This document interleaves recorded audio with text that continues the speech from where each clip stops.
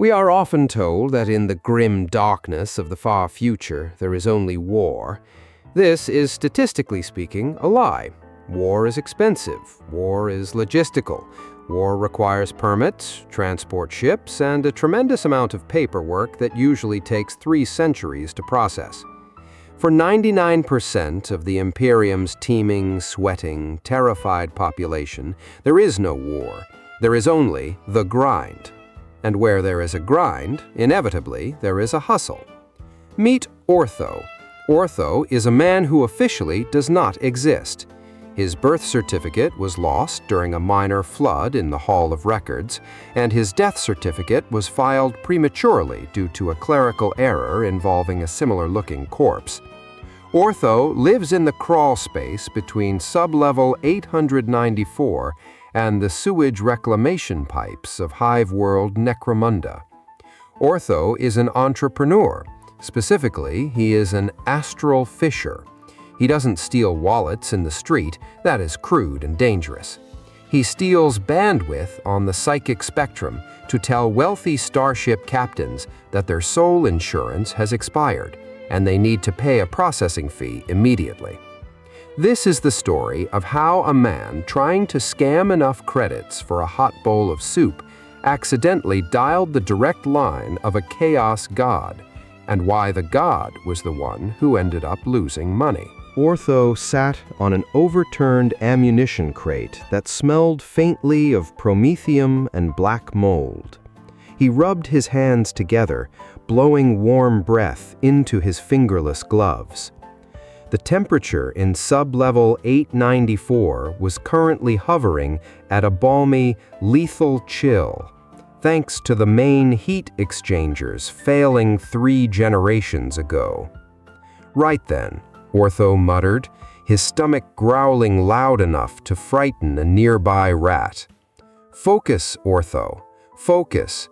1 big score. Just 1. Then we move uptown. Somewhere with windows, or at least somewhere where the walls don't weep brown fluid. He looked at his business partner. Wakey, wakey, Dave. Time to earn your keep. Dave was an unlicensed, vat-grown astropath. To the layman, he looked like a very pale, very bald man who had been wired into a car battery. His eyes were milky white. His skin was covered in brass induction coils, and he had the permanent expression of someone trying to remember where they left their keys while having a migraine. It is important to note the logistics of unauthorized communication in the 41st millennium. You cannot simply make a call. You must hijack the psychic screams of a psyker, modulate them through a machine spirit that actively hates you, and bounce the signal off the warp. It is less like using a phone and more like trying to shout a message to a friend by throwing rocks at a sleeping bear. Dave, Ortho gently slapped the psyker's cheek. Don't give me that look. I know the warp whispers terrible secrets to you. I know you see the geometry of madness. But I haven't eaten a protein bar in 3 days, and my hunger is currently louder than the dark gods. So, tune in. Dave let out a low moan that sounded like radio static crossed with a Gregorian chant. Sparks flew from the copper wires embedded in his skull. That's the spirit, Ortho encouraged. He adjusted his headset, a bulky brass contraption held together by adhesive tape and prayers. Now scan the high band frequencies. I want wealthy targets, rogue traders, planetary governors, people who use words like summer house and diversified portfolio. Ortho adjusted the dials on his Voxcaster. It was a beautiful, ugly machine, scavenged from the wreck of a signal tower. It hummed with illicit power. The scam was simple, yet elegant. Every ship in the Imperium relies on a Gellar Field to travel through the warp. The Gellar Field creates a bubble of reality. If it fails, the crew is turned into soup by daemons. Because of this, ship captains are historically very paranoid about their warranty status. Ortho's job was to act as the terrifying voice of bureaucracy. He would ping a ship, fake a diagnostic report, and claim their spiritual firewall was down. 90% of captains would panic and transfer credits instantly just to make the red light go away. "Scanning," Ortho whispered, watching the green blip on his auspex screen. "Come on, give me a fat merchant hauler. Give me a pilgrim ship laden with tithes." The screen was full of noise, the chatter of the hive, the screaming of local gangs, the automated prayers of the mechanist toasters. Then he saw it. A signal spike. It wasn't a blip. It was a tsunami. The needle on the energy reader slammed into the red and cracked the glass. "Thrown alive," Ortho gasped, recoiling as his headset squealed with feedback. "Dave, stabilize! Did you see that?" Dave was vibrating. Smoke was curling from his ears. He began to speak in tongues, muttering words that sounded like glass breaking backwards. Ortho stared at the reading. The energy signature was immense. It was pristine. It radiated power, complexity, and money. "That's not a merchant ship," Ortho calculated, his greed overcoming his survival instinct. "That's signature. That has to be a High Lord of Terra's personal yacht, or maybe a Custodes courier, or a platinum-tier rogue trader." Ortho flipped the heavy iron switch. The Voxcaster sparked. The lights in the damp room dimmed as the machine drew every ounce of power from the Hab block's grid. Dave arched his back, his mouth opening in a silent scream as his mind was used as a bridge across the Empyrean. Usually, when you connect to a ship, you hear static. You hear the engine hum. You hear a bored communications officer asking for your clearance code. Ortho didn't hear static. He heard the sound of a library burning. He heard a billion pages turning at once. He heard a choir of birds singing equations that solved the riddle of death. "Greetings, most noble lord," Ortho said, his voice dropping an octave to sound authoritative and bored. "This is an automated Priority Alpha notification from the Office of Spiritual Warranty. We are attempting to reach the vessel regarding a critical lapse in coverage." Silence. Not empty silence, heavy silence. The kind of silence that has weight and texture. Then the static coalesced. It formed a voice. It wasn't a human voice. It shifted pitch, moving from the rasp of a dying old man to the giggle of a child, layering over itself in a paradox of sound. "Who calls?" the voice asked. The sheer power of the voice rattled the teeth in Ortho's skull.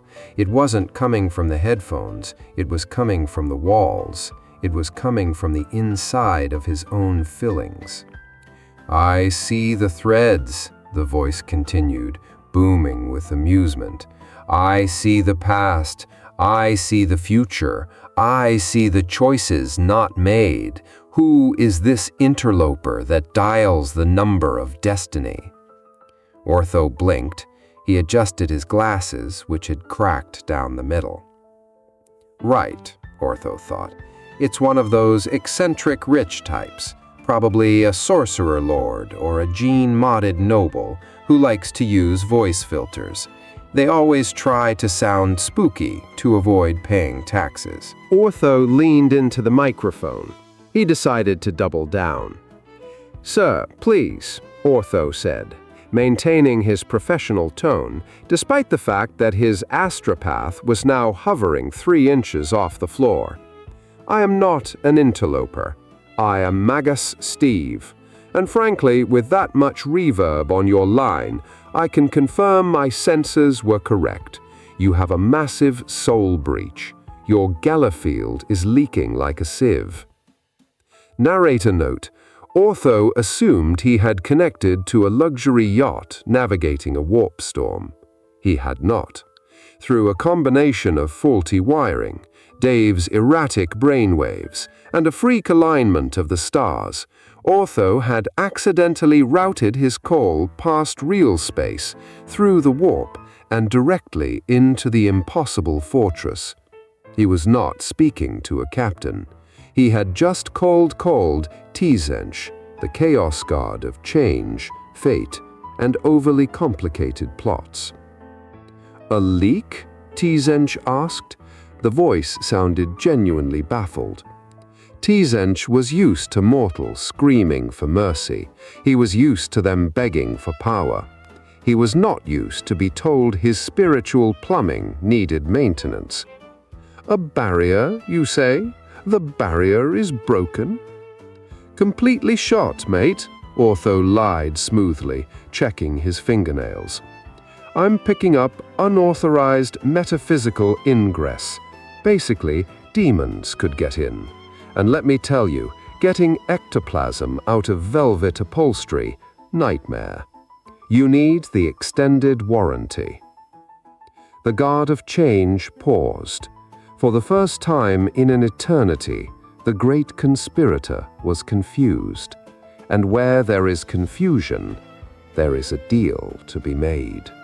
Deep within the crystal labyrinth, far beyond the reach of sanity and maps, lies the crystal labyrinth. It is a fortress that does not obey the laws of physics. Corridors loop back in time. Staircases lead to the color yellow. Libraries burn with books that haven't been written yet. At the center of this madness sat Tzeentch, the Great Conspirator, the architect of fate. He has 9 billion faces, and at this exact moment, every single one of them was frowning in deep cosmic confusion. The Chaos God is used to many things. He is used to the screaming prayers of sorcerers begging for power. He is used to the grand speeches of war masters pledging their souls for conquest. He is used to his brother Nurgle throwing rot balls at his windows. He was not used to being put on hold while a man named Steve crinkled a wrapper in the background. "Hello?" Tzeentch's voice echoed across dimensions, shattering a nearby moon made entirely of lies. "Are you still there, Mago Steve? I have consulted the Library of Eternity. I have read the scrolls of the before and the after. There is no record of a Department of Soul Safety. Is this a cipher?" Back in sub-level 894, Ortho wiped crumbs of a stale nutrient bar from his mouth. He signaled Dave, the Astropath, to boost the signal. Dave was vibrating violently now, smoke gently curling from his ears, which usually meant the long-distance psychic rates were kicking in. "I'm still here, sir," Ortho replied, his tone bordering on professionally patronizing. "The department is very new. It's part of the recent, Gilliman reform package. You know how it is. Bureaucracy moves fast, sir. Hard to keep up, even for a captain of your obvious stature." "Gilliman," Tzeentch whispered the name. The crystals of the labyrinth shifted color from blue to a color that tasted like treason. "So, the avenging sun moves his pawns. He seeks to audit the warp itself? Bold, foolish, but bold. Exactly, Ortho agreed, having absolutely no idea who Gilliman was, but sensing an opening to close the deal. Very bold audits, random inspections, surprise clipboards. That's why you need the warranty. Now, I'm looking at your file here. Ortho looked down at a blank piece of paper stained with grease from his breakfast. And it says you have a history of unpredictable behavior. That's a risk factor, sir. Drives up the premium. Insurance companies hate variables. Unpredictable? Tzeentch laughed. It was a sound that threw nearby flamers into potted plants. I am change. I am the weaver of destinies. I am the flux that unmakes order. I am the variable. Right, Ortho interrupted, checking his script flowchart. He followed the arrow to the box labeled Customer is yelling/drunk/monologuing. I understand you're frustrated, but shouting won't fix your Gellar Field. Only a transfer of 500 guilders can do that. It is important to understand the specific neuroses of Tzeentch. The god of change suffers from a condition unique to omniscient beings, analysis paralysis. Because he knows everything that could happen, he has a very hard time understanding what is happening when it is incredibly stupid. He cannot comprehend simplicity. To Tzeentch, a simple scam is like a blank wall. He stares at it, convinced there must be a secret door if he just looks hard enough. 500, Tzeentch mused, his mind racing through infinite permutations.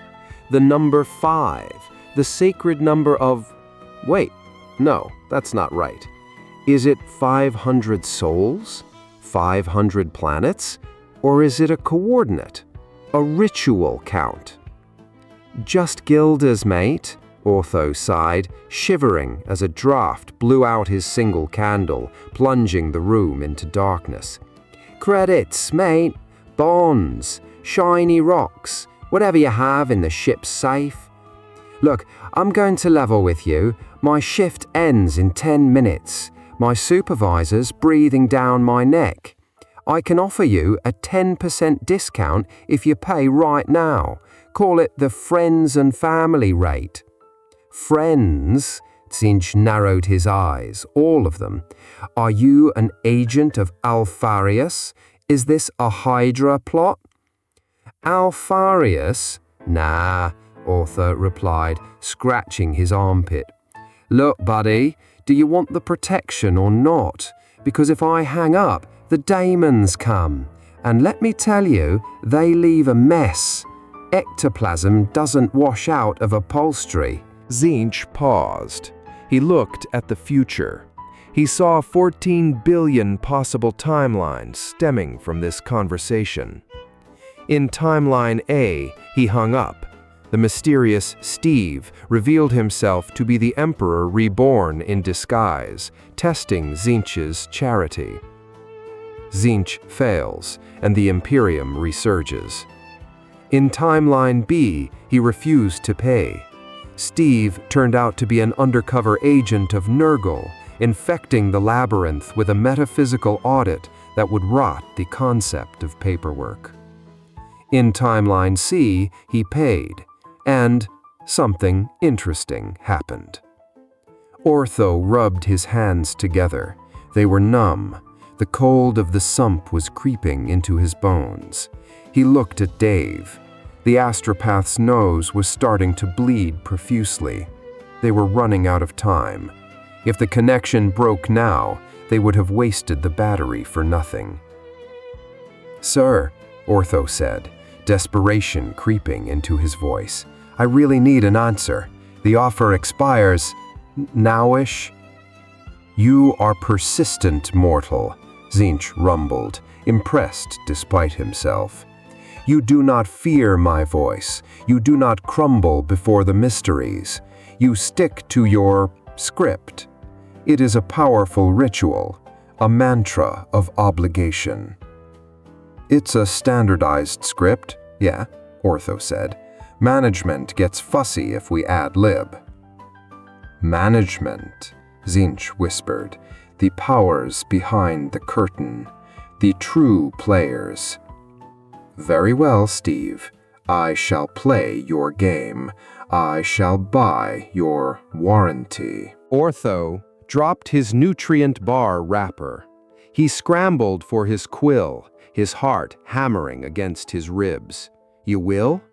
I am curious, the Chaos God declared. I wish to see what happens when the transaction is complete. Is it a trap? A bomb? A revelation? I must know. Great! Fantastic choice, sir. Ortho's voice cracked with relief. You won't regret this. Spiritual peace of mind guaranteed. Now, how will you be paying? We accept direct astropathic transfer, crypto slate, or, Tzeentch hesitated. He rummaged through the pockets of reality. He didn't carry cash. He was a primordial force of nature. He had knowledge. He had mutations. He had madness. Do you accept forbidden lore? Tzeentch asked. I know the true name of the king in yellow. I know where the primarchs sleep. I know why kids love the taste of cinnamon toast crunch. Ortho paused. Can I eat forbidden lore? No, it devours your mind. Then no, Ortho said firmly. I need something liquid. Can you transfer luck? Can you just manipulate probability so I find a winning lottery ticket? Tzeentch paused. Luck? You ask the architect of fate for good luck? Yeah, just tweak the numbers. Make my account balance go up. You can do that, right? You sounded like you had a big engine. I can rewrite the stars, Tzeentch bellowed. I can turn water into wine and wine into spiders. Account balance is fine. Just add 2 zeros to whatever is in there, please. Very well, Tzeentch boomed. The pact is struck. I shall twist the strands of probability. Your wealth shall manifest. But warn me, Steve, when does the warranty begin? When am I safe? Immediately upon payment, Ortho promised, watching the lights on his cogitator flicker green. In that moment, a clerical error occurred in the administratum mainframe on Terra. A decimal point shifted. A rounding error from a planetary tithe intended for the defense of the Cadian Gate was accidentally rerouted by a stray bit of code to an obscure dormant account registered to a Steve in sublevel 894 of Necromunda. On Ortho's screen, a number appeared. It was not 500. It was 50,000. Ortho stared. He stopped breathing. That wasn't soup money. That wasn't just fix the heater money. That was move to the upper spire, buy a new identity, and eat real meat for the rest of your life money. Sir, Ortho squeaked, tears welling in his eyes, payment received. You are now covered. Fully covered. Against all spiritual incursions. Valid for eternity. Excellent, Tzeentch purred, waiting for the trap to spring, waiting for the twist. And now, what is the next move in the great game? Ortho looked at the money. He looked at Dave, who was starting to significantly smoke. Now, Ortho reached for the disconnect switch. Have a nice day. Click. The connection was severed. The hum of power vanished. The room plunged back into silence and shadow. Ortho sat there in the dark, his heart hammering. He looked at Dave. Dave looked back, cross-eyed, burnt, but alive. "Dave," Ortho whispered, his voice trembling with the realization that he had just committed the greatest heist in history. "Pack your bags, we're going to the spires, and we're buying the good soup." Ortho and Dave moved uptown. They rented a hab suite in the middle spire with a window that looked out onto smog that was a slightly lighter shade of gray than the smog below. Ortho bought a velvet coat. He bought Dave a wheelchair with gold rims and a tiny tuxedo. He ordered a bowl of the finest, real meat grok stew the sector could provide. He sat down, a silver spoon in hand, ready to enjoy the first moment of genuine peace in his 40 years of life. He raised the spoon to his lips. Knock, knock, knock. The door burst open. Standing there was a squad of Adeptus Arbites, the iron-jawed lawmen of the Imperium, and a frantic-looking senior official from the Departamento Munitorum. Ortho dropped his spoon. "I confess," he screamed, diving under the table. "It was the voices. The machine spirit made me do it. I don't know who Tzeentch is." "Confess?" the official asked, confused. "To what? Excessive modesty? Get up, man!" The official grabbed Ortho from under the table and shook his hand vigorously. "Congratulations, Mago Steve." Ortho blinked. "I what?" "We received the transfer," the official beamed, tears of joy in his eyes, "and the accompanying paperwork. A donation of 50,000 guilders to the Fund for Widows of the Planetary Defense Force? Unheard of generosity. And the new encrypted filing system you implemented remotely? Genius! It is important to note here that Tzeentch, in his infinite desire to see Mago Steve succeed so the great plot could continue, had started answering Ortho's mail. Or rather, Tzeentch was manipulating probability so that every typo, every mistake, and every attempt Ortho made to embezzle funds was interpreted by the universe as a stroke of administrative brilliance. "I didn't implement a system," Ortho stammered. "I was trying to buy illegal cable TV." "Such humility," the official wept. "You are exactly what we need. The High Lords of the sector have decreed it. We are reactivating the Department of Soul Safety immediately. And you are the new director. Come, your office awaits. There is so much paperwork." 1 week later. Ortho sat behind a desk made of real mahogany in the upper spires. He was wearing silk robes. He had access to the best food in the city. And he was in hell. He was buried under mountains of parchment. Tzeentch's blessing of luck meant that Ortho could not fail. He tried to fire himself. It was interpreted as a strategic restructuring that saved millions. He tried to insult the governor. The governor laughed and praised his refreshing honesty. He was the most successful bureaucrat in the sector. He hadn't slept in 6 days. He looked at the corner of the office. Dave, the astropath, was there in his tuxedo, still drooling, plugged into a golden voxcaster. Suddenly, the voxcaster hummed. The air grew cold. The candles flickered blue. The voice of Tzeentch drifted through the static, sounding like a proud parent who is overly invested in their child's sports career. "I see you, Steve," the chaos god whispered from the warp. "The web expands. The department grows. I am watching your career with great interest. Tell me, what is the end game? When do we betray the Emperor?" I am waiting. Ortho put his head in his hands. He couldn't leave. He couldn't run. Because if he stopped working, the silent partner might decide to come down for a performance review. "I can't do this," Ortho whispered to Dave. "I hate working. Working is for honest people." He needed a way out.